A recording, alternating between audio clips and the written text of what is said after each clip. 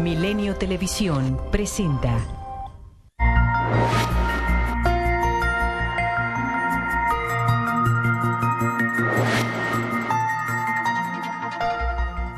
Buenas noches. Bienvenidos como todos los domingos a Milenio Mercados en Perspectiva. Y aquí estamos Juan Musi. Juan, buenas noches. Buenas noches. ¿Cómo estás, Manuel? Y su servidor Manuel Somoza para hablar de temas económicos financieros en México y en el mundo.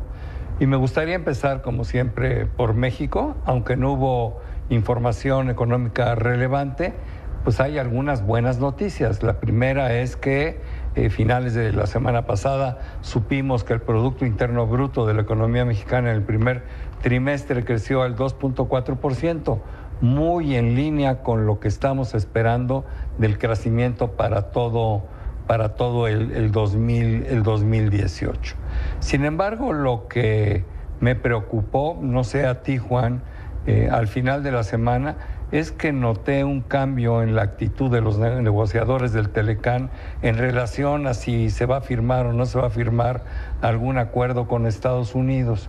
Yo creo, o por lo menos sentí, que había disminuido el optimismo de semanas anteriores, simplemente porque Donald Trump insiste en ligar el tema de la negociación del Tratado de Libre Comercio de América del Norte con temas de migración, con temas de seguridad en la frontera. Todavía el viernes, me decías, tuiteó en ese sentido. Entonces, bueno, yo creo que cuando no tiene nada que tuitear, tuitea contra México. Se acuerda de nosotros. Y entonces tuiteó que estábamos haciendo prácticamente nada en materia de seguridad fronteriza y que tenemos un problemón en crimen y que hay que hacer el muro, ¿no? O sea, nada nuevo. Entonces, bueno, pues eso evidentemente tiene sus impactos. El dólar se revaluó a principios de semana, más no a finales, y sin embargo el peso tuvo una depreciación importante el viernes. Yo la atribuyo fundamentalmente un poco al desencanto de la decisión sobre el Telecán, que aparentemente iba a ser que sí, y en el ya merito estamos simplemente atorados y no sabemos qué es lo que va a suceder. Oye, tú me lo hiciste ver, pero yo creo que en la semana estuvimos viendo en términos generales un fortalecimiento del dólar con respecto a todas las monedas. Sí. Porque también hay mucha gente que ya piensa que el tema electoral pudiera estar haciendo No, yo creo que todavía no está priceado dentro. Hay que ser objetivos, ¿no? Sí, claro. La verdad, luego hablaremos de cómo sí puede influir el tema político en el tipo de cambio. Pero yo también creo que de momento no. Y sí, el viernes, como te decía, me hiciste notar que había monedas que se estaban apreciando contra el dólar y monedas que se estaban depreciando contra el dólar. Por ejemplo, el real brasileño se apreció, el peso colombiano, el propio euro dio un poquito de reversa, el yen, y sin embargo dólar canadiense y México y Canadá fueron los que se deslizaron. Entonces, pero más el peso, ¿no? O sea, perdió más el peso que el dólar canadiense. Así es. Entonces, bueno, pues eso es lo que vimos en México. En Estados Unidos la economía, la verdad, sigue creciendo en forma muy importante. Los resultados de las empresas al primer trimestre del año han superado por mucho las expectativas, 85% de ellas con resultados mucho mejores a los previamente estimados. En fin, un súper reporte de nuevo de Apple. Ya ves que Apple tiene una influencia impresionante en el mercado. Apple reportó mejores utilidades cuando había dudas sobre ello. Y luego en la parte macro hubo un dato que fue muy curioso. No se crearon tantos empleos en abril como se esperaban. Se crearon 164,000 cuando se esperaban 195,000. Lo cual no es un buen dato. Sin embargo, la tasa de desempleo cae del 4.1 al 3.9%. Esto es el mejor dato de desempleo en los últimos 18 años. No es considerado no es pleno algo empleo, menor. ¿no? Es considerado pleno empleo. Sí, 3.8 es pleno empleo para cualquier propósito. Y ¿no? es sin duda pues el mejor dato, como tú comentas, que han tenido en la historia reciente. O sea que Estados Unidos sigue creciendo muy bien, y yo creo que eso también va a alentar a que los mercados, que aunque han estado con una enorme volatilidad, pues al final tengan resultados positivos que al día de hoy no los tienen per se. Así es. En Europa, el Banco Central Europeo mantuvo la tasa de interés sin cambio. sí comentó que había sentido que la economía se había disminuido su ritmo de crecimiento en el primer trimestre, pero lo consideraron como algo de carácter temporal. De todas maneras, el futuro inmediato de Europa para el 2018 se ve bien.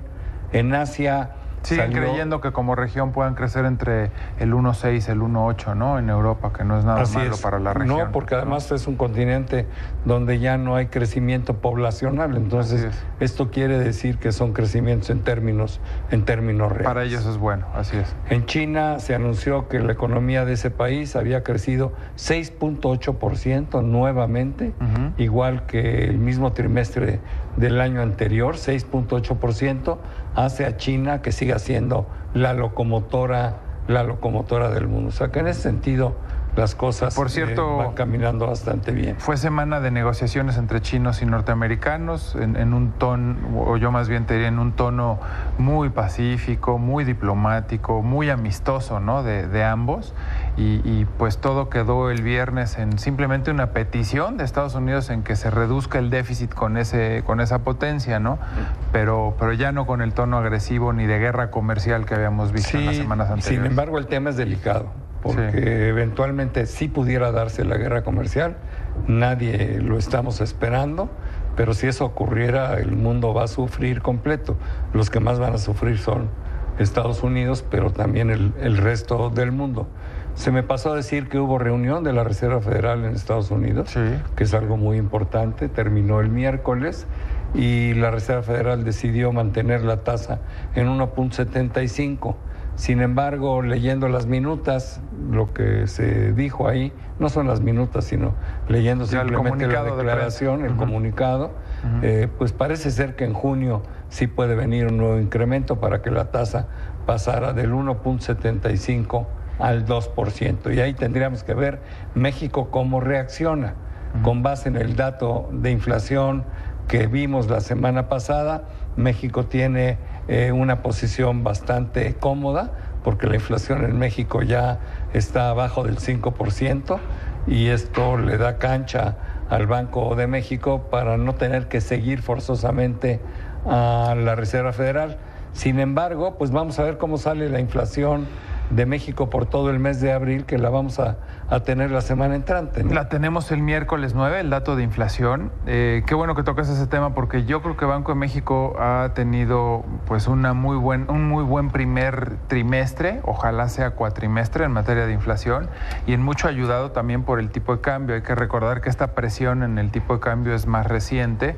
A ver qué rol ha jugado esta alza en el tipo de cambio en el dato que conozcamos el miércoles, ¿no? Pues porque como tú dices, si el mercado en Estados Unidos sube en junio, si el dato de inflación que conocemos el próximo miércoles sigue contribuyendo a venir y cumpliendo el objetivo del 4.1 anual de inflación, pues igual y hasta Banco de México podría no subir la tasa, ¿no? Pero también dependerá cómo esté el tipo de cambio cuando llegue el momento de la reunión de la FED, ¿no? Banco de México tiene que tomar en cuenta toda la información disponible, ¿no? Así es. Y para terminar el programa, nos gustaría, Juan y a mí, platicar un poco de por qué los mercados no aceptan las medidas populistas de López Obrador. Y digo, son populistas porque así se les definen. A los mercados lo que les gusta es libertad, y muchas de las cosas que él propone van en contra de ello. Libre mercado y objetividad. Así es, por supuesto. El tema de regalarle 3,000 pesos a los ninis o o como se les diga, pues es un absurdo, ¿no? Estar regalando dinero a gente sin oficio ni beneficio. Además, ¿de dónde van a salir tantos cientos o miles de millones de pesos? Porque es una medida que va a costar un dineral. El decir que va a fijar los precios de las gasolinas es absurdo. Perdón, más rápido, con este tema de los ninis, fíjate, hemos venido reduciendo el presupuesto año con año en donde más duele, que es en la inversión de gobierno, la inversión en infraestructura, esta inversión que le ayuda al país a crecer. Es el renglón que más se ha castigado, ¿no? Entonces, ¿de dónde va a tomar el dinero? ¿Se va a endeudar más? Bueno, por eso, esa es la gran pregunta. Va a manejar déficits más amplios. ¿De dónde va a sacar el dinero? Porque también habla de que no nos va a subir los impuestos. Lo mismo dice de la gasolina, voy a fijar los precios de la gasolina. Bueno, la gasolina se fija por los precios internacionales. Si la gasolina sube en el mundo y México ya no es autosuficiente para ello, pues entonces, ¿qué va a subsidiar la gasolina? Y volvemos al mismo tema que estabas tocando tú. ¿Quién va a pagar la diferencia? Los mexicanos. Quiere poner precios de garantía, quiere que seamos autosuficientes y no se da cuenta que en este mundo global el campo mexicano hoy está mejor que nunca. Exportamos productos agrícolas que tienen mucho mayor valor agregado que el maíz. Él quisiera que cerrar los campos donde están las hortalizas para sembrar maíz sería la peor estupidez del mundo. Solo por decir que somos autosuficientes. Claro que no. Estamos exportando en hortalizas más de 23 mil millones de dólares. Y además es un mundo de exportación. Un producto que beneficia a más mexicanos, que les da mayores márgenes, y además el maíz que estamos importando viene con un subsidio de los norteamericanos. Claro, ellos les pagan la diferencia. Estamos comprando un maíz barato porque ellos están subsidiando su producto, ya a ellos les está costando, no a nosotros. Exactamente. Ese son el tipo de medidas que no entendemos. Cancelar el aeropuerto de la Ciudad de México, una inversión multimillonaria que va a generar 460,000 empleos en una de las zonas más pobres de la Ciudad de México y del Estado de México. El beneficio y la derrama que le va a traer a la zona. ¿Cómo pretende cerrar un programa de ese tamaño? ¿Por venganza? ¿Por lastimar a los que lo están impulsando? Además, no lo entendemos. Cualquiera que viaje, de verdad, es lamentable el estado de nuestro aeropuerto actual. Es insuficiente, evidentemente nos rebasó hace muchísimo tiempo. Es innegable que este país, la economía número 14 del mundo, requiere de mejor infraestructura y de un aeropuerto a la altura del país. Esas medidas que él quiere imponer, entre muchas otras, estas son unas cuantas, es lo que lo hacen, desde mi punto de vista, para mí, un candidato muy peligroso, muy peligroso. Te voy a comentar una muy rápida que a mí me alarma. Reducir el gasto de la burocracia bajándoles el sueldo a la mitad. Sí, cuando debería de pagarles más para que roben menos y para que tengamos gente más preparada del otro lado, ¿no? Si con lo que ganan roban, imagínate con la mitad. Además, al revés, págale mejor a la gente que trabaja en el gobierno para traer a gente mejor preparada y más capaz. Totalmente de acuerdo. Pero bueno, para este tema da para muchísimo más tiempo. Hoy quisiéramos despedirnos de ustedes, agradecerles su presencia. Juan, gracias. Siempre, gracias. Pero gracias a ustedes sobre todo por estar aquí con nosotros en Milenio Mercados en Perspectiva. Muy buenas noches.